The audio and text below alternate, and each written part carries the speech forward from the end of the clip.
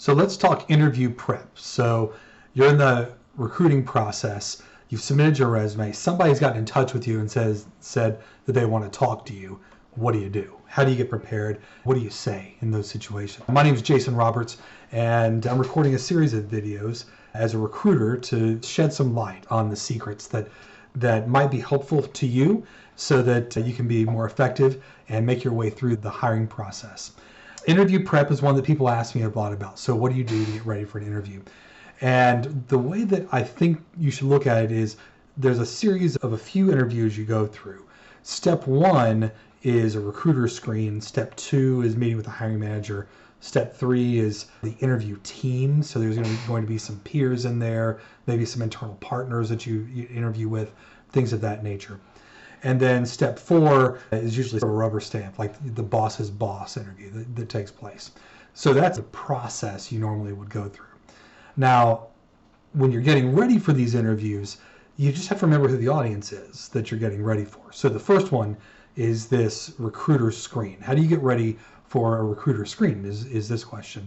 And the recruiter screen, you remember the recruiter's been skimming through resumes. They saw something in yours that made them stop and pay a little bit of attention. They say that recruiters only spend a few seconds on a resume. That's not really true.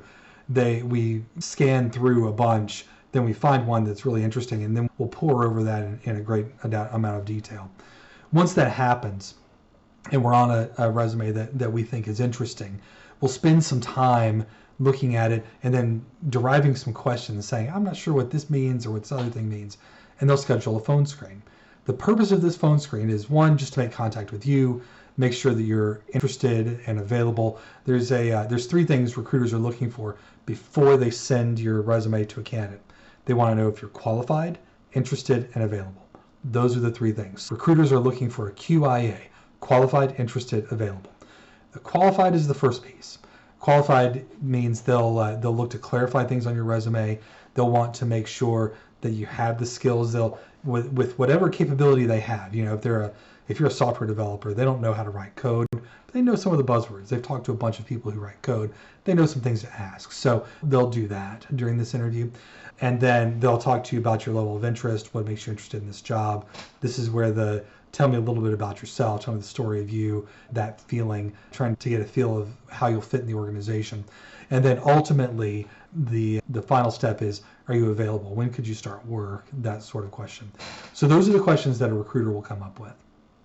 And what they're trying to do is they're trying to narrow this group of 10 people who looks interesting down to the 3, maybe 5 that they send to the manager. Now, once they send these people to the manager says, all right, I want to talk to candidate A, B, and C. And that's when you get to this manager interview. Each time there's fewer and fewer competitors for this job. So you go to this manager interview and he's looking really at culture fit and technical capabilities. So can you do the job, and will you fit in with us? Will you be a person that we all want to work with? Will you be a good team member, a good part of the team? That's what that hiring manager is really trying to drill into, especially if they've had cultural fit issues in the past. They really want to drill in pretty hard on this piece for you.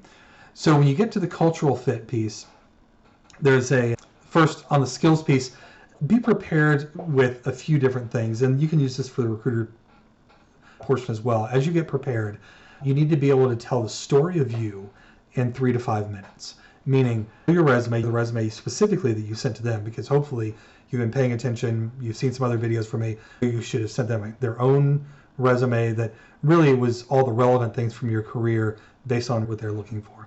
How do you tell the story of you in reference to the job that they have posted? How do you tell that story? That's piece number one. You should be able to do that in 3 to 5 minutes so that you're not going on too much. What I'll say is I'm probably guilty of taking too long when I do this, so you want it down to 3 to 5 minutes. Number two, people are going to ask you questions in this process. If there are any sort of interviewers at all, they'll ask you questions looking for star response. Tell me about a time in which you did X, or you ran into this problem. What they're looking for is the situation and task that you were in, the action you took, and the result. The STAR, situation, task, action, result. Have some of those stories ready and prepared related specifically to the requirements of the position. So you've seen the bullets in that position requirement. Have some stories with star answers ready for those specific things. Just be ready for them. All right, so hiring manager is going to come in. You're going to have to tell the story of you. That's 3 to 5 minutes. They'll ask you some questions. You'll have your stars ready. But they're also trying to get a feel for how good of a fit you are. So how do they do that? And how do you prepare for this sort of amorphous fit thing? It's weird, right? There's a trick. I'm going to tell you the trick. Don't tell everybody, because if everybody knows, then we'll have a problem. They'll know what we're doing. There's this concept called liking in sales. And what you're doing in these interviews is you're selling your capability. You're selling yourself. There's a concept called liking, where people like to buy from people who are like them. And the easiest way to do this in a conversation, which an interview should be, is to match tone and cadence. So if the manager is super high energy, they're asking you questions rapid fire, and they're going really fast, then as you answer those questions, your answers should be rapid fire, and you should go really fast too. Now, they may be very slow and deliberate, maybe a little soft-spoken. If that's the case, then your answers should be slow and deliberate and soft-spoken. Not in an obnoxious, mocking way, but in a way that's just showing that you've got the same vibe as they have. Like you're flowing with them and you're part of this conversation. You do this naturally with your friends. You'll notice that, and you'll notice groups of people that are out together at a dinner. As volume increases for one, volume increases for everybody. As it comes down for one, it comes down for everybody. People who are together in that way naturally tend to interact with the people around them. The people who don't in that group are the ones who have low EQ, and they're out of touch with the people around them. So match tone. It's a trick, but it will help you connect.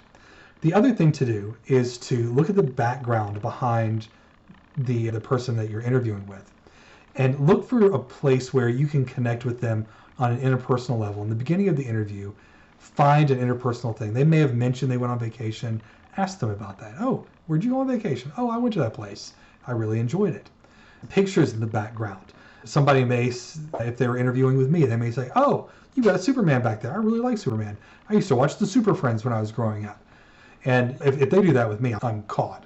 Like I'm stuck. I have to talk about Super Friends for at least 5 minutes. It's in my DNA. I can't stop it. So that happens. These books behind me. Oh, you know what? I read Work Rules. I see that's behind you. That's a really good book. And Marty Kagan's Empowered. That's excellent. I learned how to be a product manager by reading and listening to Marty Kagan. So that's an excellent book. Let's talk about that a little bit. Those conversations, especially if they're related, if there was someone that I was talking to about a product management job and they had Empowered or Inspired or one of those Marty Kagan books behind them, that's 100% the conversation I would have.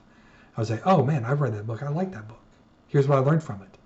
Really, it's connecting and making sure that that sort of cultural fit makes a lot of sense. Okay. These principles also apply on the story of you, having some star answers related to the bullets and the required and desired skills on that job description, and liking, matching a place and trying to get in sync with the person you're interviewing with. Those three things apply to the next type of interview as well. The next type of interview is with the team. It's the interview team. It may be peers. It may be people that you partner with from other organizations in the end. It may be the manager's peers if they feel like they need a say in what's happening. So there's a number of different groups who may be represented by your next set of interviewers. Maybe potential customers internally or something like that. Who knows? They're looking for the same thing. But specifically, what they're looking for is, how do you meet my needs? So if it's a potential internal customer, it's helpful to know what challenges they have. So asking them some questions up front is helpful. This is where asking questions in the beginning is more useful in an interview than at the end, because you can get some clues. You can get a few clues as to what people are actually looking for and adjust your answers so that they're in context of what they care about. So you may ask some try to gather some clues. You may do some homework, look at their LinkedIn, learn to know something about them. Maybe there's something in their background that helps you to connect with them. Perhaps they went to your alma mater, whatever the case may be. look them up, do that research. The other thing that you may be able to do is ask the recruiter, hey, I know you're having me meet with Sarah, and what's Sarah care about? What's important to her? What are the things that are important to her? And then I know you have me meet with Sally. What's Sally's perspective? What's she looking for? Get the recruiter to help you prep. Remember, the recruiters put your name forward. They've got some skin in the game. They want you to be able to make it forward. They may be a little standoffish, but typically I give people an insight. I give them some prep if they ask for it. You can always ask. And they can say, no, or they can say they're not comfortable asking. But you know what? It shows you're serious. It shows you're really taking this seriously. You want to be prepared. You want to have a conversation that's in context. Because if Sally, the interviewer, is really worried about how you can support her team, and she's historically had these 3 issues, you can talk about that. You can say, oh, let me tell you about a situation I was in, the action I took, and the results that I had related to the area that you're concerned about, right? And that's really what you're looking for. Now, she may be asking questions in this area, and you can go and you can actually drill in and say, all right, I noticed that you've asked 2 questions about this. What's happening right now? What issues do I need to be prepared for as I come in? And you can drill in and get a feel for the organization as you go in this as well. The last interview, you'll typically, if all goes well with those, there will likely, chances are you're ready to move forward. You may have another quick conversation with the manager, but that's really logistics and details and confirming the offer. We'll talk about it another time. Getting those offer details is very important. That's the thing. There's a verbal offer piece, which is your chance to negotiate. But typically, once all that's settled, before they go to a final offer, there's like the manager's manager will want to interview. It's a rubber stamp. It's a welcome. It's a lot about what it's like to work there. You're not trying to pitch anything, but it's a great time to ask questions. It's a great time to ask questions about the manager you're going to work for. Now, you don't have the deal done. You don't have an offer in hand yet. So remember, you're still selling to some degree. But there's such a thing as having good questions and selling with the quality of the questions you ask. People tell you there's no dumb questions. I think they're wrong. There are dumb questions. Those exist. Don't be a person who asks a dumb question, but do be prepared with some things that are relevant to what's happening and relevant to the position that you're ultimately looking at moving into. That's a rubber stamp. You make it through and you're done with that. This is it. You've been through the full interview process. You'll get an offer right after this, and you get to decide if you take that offer or not, and you're done. You're absolutely done. That's all I've got on this topic. Again, my name is Jason Roberts. I'll be posting these on a regular basis. Thank you for sticking around this long with me. If you could do me a favor, I always forget to ask about this in the beginning. They tell you you're supposed to do this. I'm a terrible YouTube person, apparently. If you liked this, hit the button to say you liked it. And if you really would like to hear more, hit subscribe and hit the little bell so it'll notify you when you see more, when I produce more of these. If you want to know how to get to the interview, I've got a resource for you. That resource is a guide to amplify your resume. So just go to my site. It's execcongress.com, www.execcongress.com/resume.